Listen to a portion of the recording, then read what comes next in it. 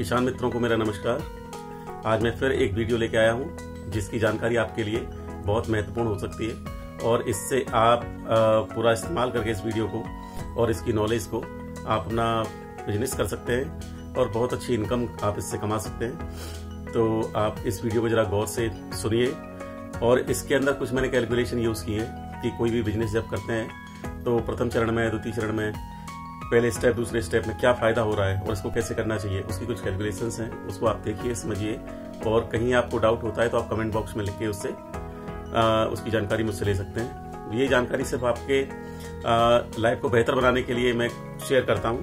मैंने पहले भी कुछ वीडियो जो शेयर किए हैं क्योंकि मैं इसी फील्ड में काम करता हूँ, एग्रीकल्चर में। और एग्रीकल्चर फील्ड धीरे धीरे कई लोगों के लिए, कई जो उद्योग करने वाले लोग हैं, कई जो युवा हैं जो आजकल एग्रीकल्चर में आके और बहुत अच्छा स्टार्टअप्स कर रहे हैं, बहुत अच्छी इनकम कर रहे हैं। क्योंकि बहुत सारे किसानों के पास अभी ऑप्शन आ रखे हैं कि उन कन्वेंशनल क्रॉप से हटके अगर आप उन क्रॉप्स पे जाएंगे तो आपको एक अच्छी इनकम उससे हो सकती है। आपको जरूरत नहीं है कि आप किसी की नौकरी करें, आप कई लोगों को नौकरी इसमें दे सकते हैं। तो अभी मैं मेन मुद्दे पे आता हूँ कि आपको करना क्या है। आज मैं बात करने जा रहा हूँ आलू की खेती से पैसे की इनकम करने की। आलू की खेती से भी आप बहुत अच्छा पैसा कमा सकते हैं। बशर्ते करना आपको क्या है कि नॉर्मल जो आलू है जिसको हर घर में यूज किया जाता है, सब्जियों का राजा भी बोल सकते हैं आलू को, क्योंकि हर घर में आलू तो सब लोग यूज करते हैं, चाहे वो वेजिटेरियन हो, नॉन वेजिटेरियन हो। आलू और प्याज ये बहुत प्रमुख एक तरह से इंग्रेडिएंट है फूड का, जो हर घर में, होटलों में, किसी भी जगह, जैसे अगर खाने की बात है तो आलू का उपयोग और प्याज का उपयोग जनरली होता है। अब आलू का क्या करना है आपको? आलू की आप खेती कर सकते हैं। आलू की खेती करके आपको बहुत अच्छी इनकम हो सकती है। जनरली अगर आप आलू खेती करते हैं, आलू की खेती, और उसको आप मार्केट में बेचते हैं तो उसमें चांसेस हैं कि आपको शायद उतना प्रॉफिट ना हो, क्योंकि आलू की खेती करने वाले किसानों की तादाद बहुत ज्यादा है। हिंदुस्तान किसानों का देश कहा जाता है और इसमें यूपी, पंजाब, वेस्ट बंगाल, गुजरात और कई ऐसे मध्य प्रदेश के इलाके हैं जहाँ पे बहुत तादाद में, बहुत मात्रा में आलू की खेती की जाती है। तो आपको क्या करना है, आप इससे कैसे पैसे कमा सकते हैं? आलू की खेती करके आप पैसे कमाने का एक जो तरीका, जो जरिया मैं आपको बताने जा रहा हूँ, ये थोड़ा सा यूनिक है। आपको क्या करना है, आपको आलू की खेती तो करना है, बट आपको टेबल पोटैटो यानी कि खाने वाला आलू नहीं बनाना। आपको क्या करना है, आलू का बीज तैयार करना है। आलू का बीज तैयार करने की पूरी जानकारी हम आपको इस वीडियो में देने वाले हैं, तो आप इस जानकारी का भी इस्तेमाल करिए।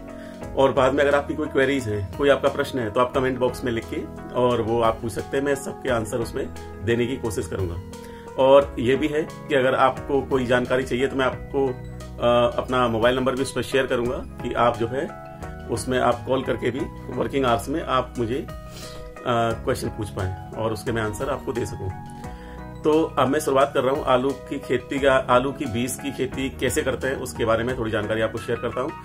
देखिए, ऐसा है कि कोई भी आलू अगर जैसे आपको ग्रो करना है तो उसके लिए आपको सीड की आवश्यकता होती है। लेकिन आलू का क्या है, अगर आप हर बार आलू डालेंगे जमीन में तो आलू का प्रोडक्शन होगा।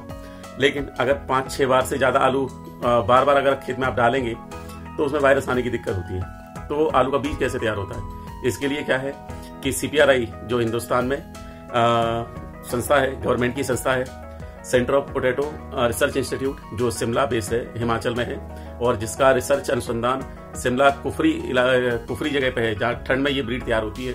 तो कुफरी के नाम से CPRI वैरायटीज निकालती है, जिसमें चिप्सोना 1 है, 3 है, 4, 5, मोहन है, पुखराज है, ज्योति है, हिमालनी है, संगम है, थाटू है।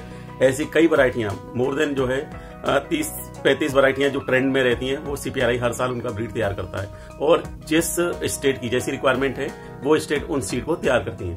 अब इसका चैनल चलता कैसे है? CPRI सबसे पहले ब्रीड तैयार करेगी जो वायरस फ्री होगा। अब इन प्लांट्स को, उनके वो टिश्यू कल्चर पौधे बनाते हैं उन ब्रीड्स के, तो इन पौधों को कुछ कंपनियां लेके आती हैं। जैसे मैं जिस कंपनी में काम करता हूं वो कंपनी भी CPRI से पौधा खरीदती है, यानी कि 1 या 2 पौधे होते हैं एक टेस्ट ट्यूब में। और आज मैं 2025 की बात करूं तो 2025 में वो एक टेस्ट ट्यूब की कीमत 10,000 रुपए है, यानी कि 10,000 रुपए है। जैसी जिस कंपनी की प्रोडक्शन करने की प्लानिंग होती है उसी हिसाब से वो ट्यूब CPRI से खरीदता है। और अगर ज़्यादा ट्यूबर बनाने हैं तो उनको ट्यूब्स भी ज़्यादा लेनी पड़ती है, क्योंकि नंबर ऑफ साइकिल्स इसमें बहुत ज़्यादा नहीं कर सकते आप। टिश्यू कल्चर का जो नियम है प्लांट टिश्यू कल्चर का, उस हिसाब से आप इन ट्यूब्स को लाके टिश्यू कल्चर के माध्यम से पौधे कंपनियां तैयार करती हैं। फिर उन पौधों से कई कंपनियां एरोपोनिक ट्यूबर्स बनाती हैं। एरोपोनिक का मतलब होता है कि सॉइललेस है। इसमें ये एक इंफ्रास्ट्रक्चर तैयार होता है जिसमें प्लांट्स को बेड्स पे लगाया जाता है और नीचे हैंगिंग रूट्स होती हैं, यानी रूट्स लटकती हैं और नीचे से वो मिस्टिंग करते हैं मीडियम की, जो उनको फूड चाहिए, तो वो एरोपोनिक से तैयार होता है। कुछ कंपनियां इंसेक्ट नेट यानी कवर्ड इंफ्रास्ट्रक्चर बनाती हैं और सॉइल में ये ट्यूबर तैयार करते हैं। तो इंसेक्ट नेट लगा के और सॉइल के अंदर इन्होंने जो टिश्यू कल्चर से बनाए हुए पौधे हैं वो पहले प्राइमरी हार्डन किए कोकोपीट में, ताकि पौधा सॉइल में जाते हुए मर ना जाए, और देन फिर ये सॉइल में प्लांटेशन करते हैं। जैसे हम नॉर्मल पोटैटो जो प्लांटेशन करते हैं कि उसका रेस बेड बनाया और उसमें करीब 6-6 इंच की दूरी पे एक पौधा लगाया, और इस तरह पौधे लगा के और कवर्ड इंसेक्ट नेट के अंदर आप इसको ग्रो करिए। और कंपनियां इसको ग्रो करती हैं और 3 महीने के अंदर, 2.5 से 3 महीने के अंदर ये ट्यूबर्स तैयार हो जाते हैं। उनको पहली बार चूंकि ट्यूबर ये बने हैं तो इन ट्यूबर्स को बोला जाता है G0 ट्यूबर, यानी जनरेशन 0, यानी कि अभी ये प्लांट से ट्यूबर बने हैं तो इसको G0 बोलेंगे। जब ट्यूबर से ट्यूबर बनेगा तो जनरेशन 1 कहलाएगा, 2 कहलाएगा, 3 ऐसे ही चलता रहेगा प्रोग्राम। तो कंपनियां जो ट्यूबर बना के देती हैं, जो मेरी कंपनी भी है जो ट्यूबर बना के देती है, तो G0 स्टेज के ट्यूबर होते हैं। एक ट्यूबर की कीमत आज के समय में 8 से लेकर 10 रुपए होती है। अलग अलग कंपनियों का अलग अलग रेट होते हैं, लेकिन 8 से 10 रुपए का एक सीड होगा। ये 1 एकड़ में 25 से 30 हजार सीड लगते हैं। तो अगर हम 25,000 सीड 1 एकड़ में डालते हैं तो करीब करीब हमारा 2 लाख का इन्वेस्टमेंट होता है। कुछ अगर हम खाद पानी भी इसमें बात करें, और अगर किसी की जमीन अपनी नहीं है, अगर वो लीज की बात करता है तो लीज अमाउंट डालें उसमें, तो कुल मिला के करीब करीब 3 लाख रुपए तक का खर्चा आता है अगर आप पहली बार 25,000 सीड लेके और 1 एकड़ में लगाते हैं तो।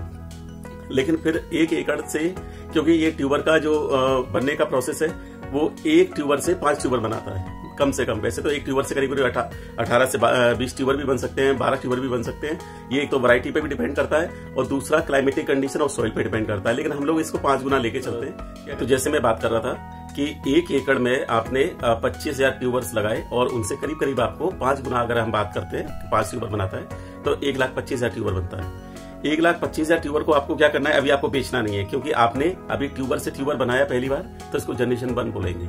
आपको ऐसे इस ट्यूबर को, इन जितने भी ट्यूबर्स निकले इनको कोल्ड स्टोरेज में रखना है। कोल्ड स्टोरेज में रखने के बाद आप जब नेक्स्ट सीजन इसका आएगा, अक्टूबर में जनरली स्टार्ट होता है, अक्टूबर नवंबर में सीड लगता है और करीब फरवरी में और मार्च में सीड निकल के कोल्ड स्टोर में चला जाता है। तो आपको अगले साल फिर इसको लगाना है अक्टूबर या नवंबर में, और फिर जब तैयार होगा सीड फरवरी मार्च में, तो इसको आप फिर G2 से आप G3 बनाए, जीवन से G0 से आपने जीवन बनाया, जीवन से फिर आप G2 बनाएंगे और G2 से आप G3 बनाएंगे।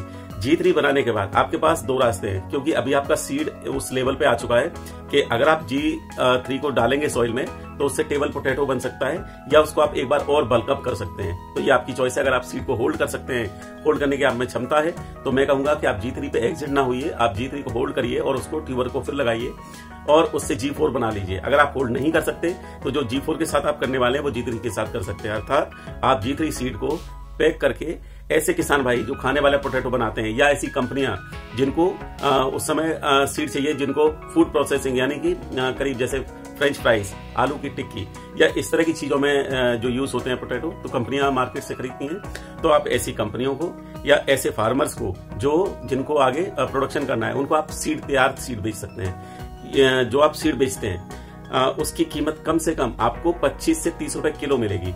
ये आपको जो खाने वाला पोटैटो है जो आप तैयार कर रहे हैं, उसकी सीड आपको उसकी जो आप खाने वाला पोटैटो तैयार कर रहे हैं उसको अगर आप सेल करने जाएं तो शायद आपको 25 या 30 रुपए केजी उसमें नहीं मिलता, आपको 5 रुपए केजी, 7 रुपए केजी या 10 रुपए केजी तक शायद मिलता होगा। वो भी ऑप्शनल है कि अगर रेट अच्छे चल रहे हैं तो आपको मिलेगा, नहीं तो आपको कई बार मैंने जैसे किसानों का सुना है कि उनको बहुत अच्छे रेट नहीं मिले तो कई लोग खेत में ट्यूबर छोड़ देते हैं। ऐसे प्याज के साथ होता है, अगर अच्छे रेट नहीं मिलते हैं किसानों को तो वो उनकी जो बैगों की कीमत है, जो उनकी कल्टीवेशन की कॉस्ट है, वही सब उससे नहीं निकलती, तो उनको फिर बेचने से कोई फायदा रहता नहीं है। लेकिन सीड के केस में ऐसा नहीं है। अगर आप सीड करेंगे तो आप G3 या G4 पे आप इसको पैक करके जब सेल करते हैं तो आप फिर कैलकुलेशन इसकी निकाल के, जो मैं अभी इसमें कैलकुलेशन भी डालूंगा और मैं बताऊंगा, तो आप अगर G4 तक जाते हैं तो मैंने जो कैलकुलेशन, जो मेरी अपनी कैलकुलेशन कहती है, जो मैंने इसमें देखा है, उसके हिसाब से आप करीब करीब 3 लाख रुपए लगा के और करीब 2.5 करोड़ रुपए तक आप कमा सकते हैं G4 में जाके। और इसमें आपने खर्चा निकालने के बाद आपको जो अमाउंट बचता है मैं उसकी बात कर रहा हूँ। यानी कि अगर आप इसको ठीक से करते हैं, अब देखिए इसमें क्या रहता है कि इसमें जब ट्यूबर बल्कअप होता है तो बल्कअप में उस केस में आपके पास हो सकता है जमीन की लिमिटेशन हो कि जैसे अगर आपने पहले 1 एकड़ में लगाया, फिर मैं बोल रहा हूँ 5 गुना होगा, तो फिर अगले साल आपने G2 बनाने के लिए 5 एकड़ में लगाया। फिर मैं कह रहा हूँ कि आप G2 से जब G3 बनाएंगे तो G3 बनाने के लिए आपने 5 एकड़ से 25 एकड़ में लगाया। जब ये 25 एकड़ में लग रहा है तो हो सकता है आपकी जमीन ना हो, तो आप इसमें कॉन्ट्रैक्ट फार्मिंग कर सकते हैं। बहुत सारी कंपनियां ऐसे काम करती हैं कि वो खुद फार्मिंग ना करके G1 कौन बनाएगा, G2 कौन बनाएगा, ऐसे फार्मर्स की ग्रुप बना लेते हैं वो, कि सपोज उनको G1 में कम किसान चाहिए तो उन्होंने उसमें 3 किसान या 5 किसान जैसी जिसकी क्षमता है उनको रखा, और उसके बाद G2 में अलग किसानों को रखा, G3 में अलग ग्रुप को रखा, G4 में अलग ग्रुप को रखा। तो G4 में ज्यादा किसानों का ग्रुप चाहिए होगा क्योंकि उस केस में लगभग जैसे उनको हो सकता है 125 एकड़ की जरूरत पड़ती हो, तो 125 एकड़ के लिए आपको ज्यादा किसान चाहिए। बस आप उनको कल्टीवेशन कॉस्ट दीजिए और प्रॉफिट दीजिए जो उनके कल्टीवेशन कॉस्ट के अलावा जो बनता है, और उस ट्यूबर को पूरा लीजिए और फिर सेल करिए। ऐसी बहुत सी कंपनियां काम कर रही हैं और बहुत अच्छा मुनाफा कमा रही हैं। मैं कुछ इस पे स्लाइड्स डाल रहा हूं इसमें जो कैलकुलेशन की, आप इनको देखिए, नोट करिए, और आपकी कोई जानकारी है तो आप मुझ तक कमेंट बॉक्स में शेयर कर सकते हैं और मैं उनके आंसर देने की पूरी कोशिश करूंगा।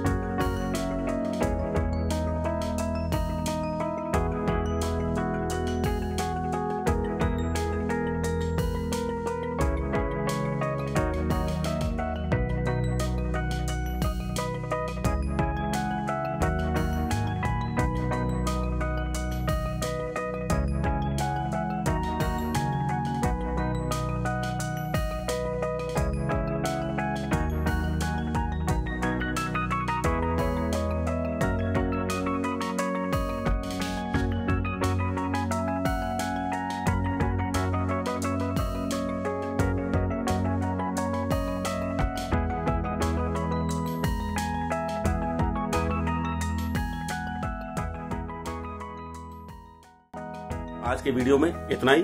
आपको ये जानकारी अच्छी लगी है तो अपने किसान मित्रों को शेयर करें और मेरे इस चैनल को लाइक करें, सब्सक्राइब करें और देखते रहें मेरे चैनल को। तब तक के लिए नमस्कार।